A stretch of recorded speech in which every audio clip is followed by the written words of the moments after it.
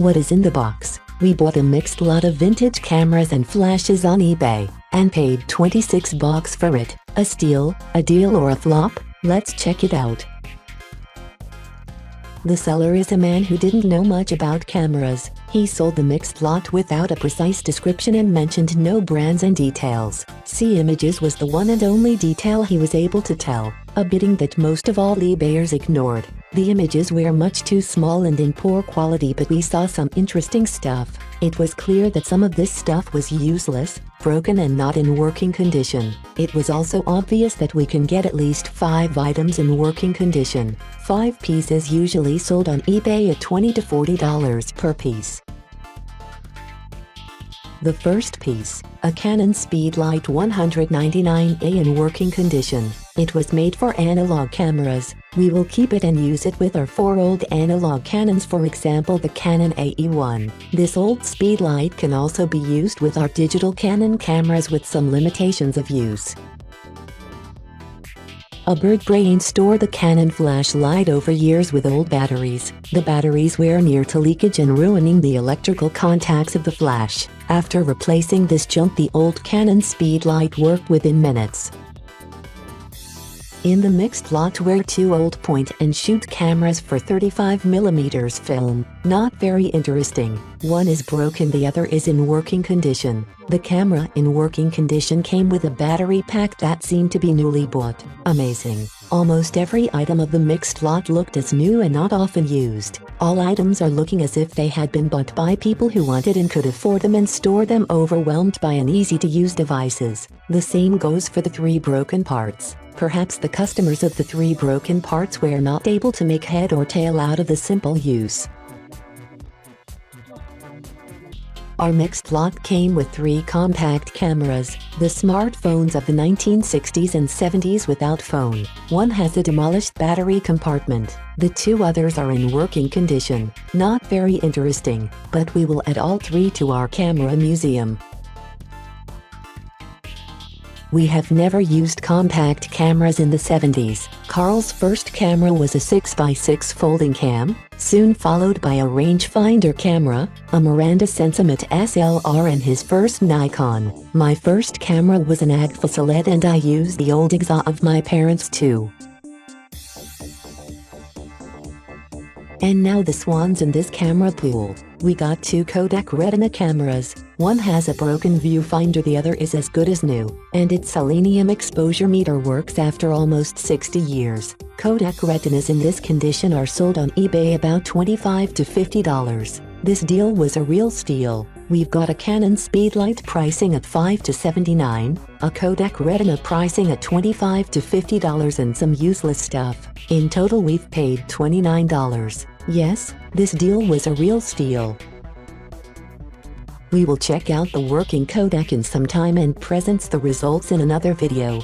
Retina was Kodak's brand name of a long-running series of German-built Kodak 35mm cameras, produced from 1934 until 1969 in Stuttgart. In World War II the production stopped in late 1941. After the war, Stuttgart was in the American sector of West Germany and the US military government took control of the Kodak AG plant in Stuttgart. The production was resumed and the vast majority of Retina cameras were manufactured for the US military post-exchange system and sold to US military personnel. In the 1950s and 60s the Retinas were high-priced and well-built cameras and got a good reputation. Retinas were popular in Germany and a lot of German customers who wanted a SLR but couldn't afford it, bought Retinas. Used Retinas were often sold in Germany in the 70s, pricing up to 200 Deutschmark. In 1974 200 Deutschmark was the amount of the service pay a German conscript got per month. At this time a German apprentice got about 150 to 200 Deutschmark per month,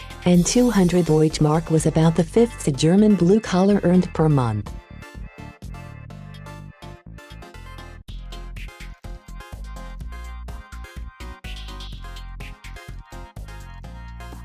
This is a Maginon DC23501 made in 2000, almost in new condition, perhaps not long used. It came with a 64 MB CF card. On the card was this image made at December 31st in 2001.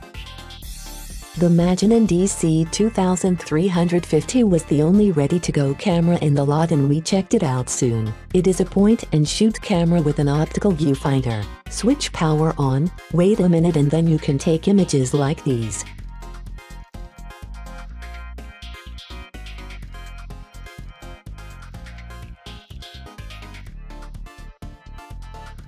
The next camera in our mixed lot is an Agfa point-and-shoot 35mm film camera in working condition. It is one of the cheapest Agfa cameras and was not often used. We will check out this camera later, too, and review the results.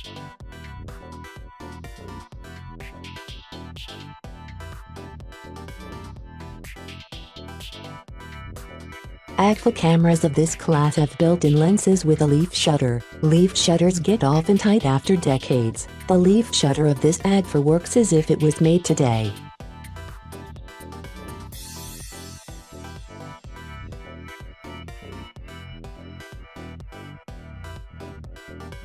The next item in the box, a Metz Mecablitz CT Speedlight. It was made in the 1980 for analog cameras and works as good as new. We will keep it for some of our old analog cameras. The Canon 199 A can be used with digital cameras. The Metz Speedlight can also be used with digital cameras, but its voltage is much too high for digital cams. Therefore, a voltage transformer must be used when using this Speedlight with a digital camera.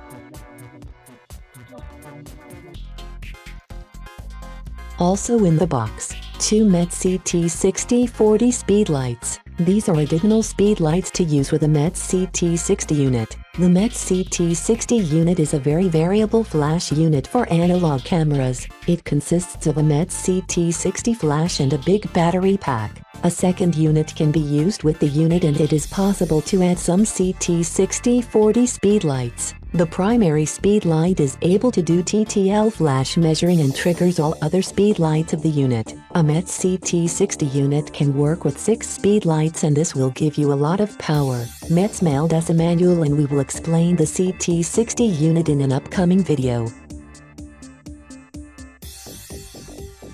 You are confused about full-frame APS-C and other cropped formats today? Calm down. Your parents and grandparents were confused about a lot of different film formats in analog times too. This is a Bella 4x4 camera made for roller film. The most popular roller film format was 6x6, but there were a lot of other roller film formats: 6x9, 6x4.5, 4x4. And some more professional cameras. For example, some Silette cameras were able to use 35mm film with an adapter. This Bella 4x4 is almost as good as new.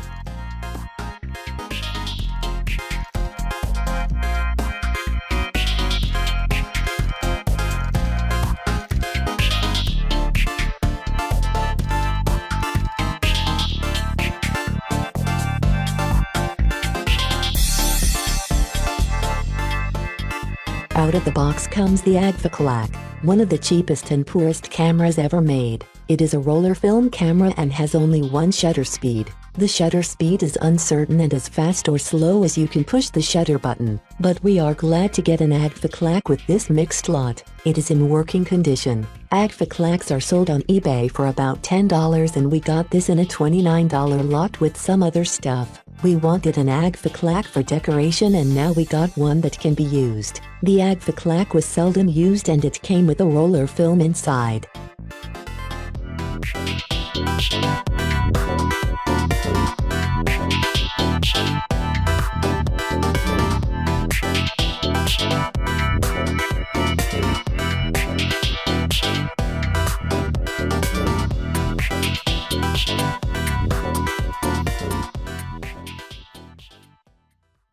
The last item in the box, the Polaroid Swing instant image camera. This model made Polaroid popular in the 60s. It was used with a Polaroid roller film. It seems that this film is no longer available.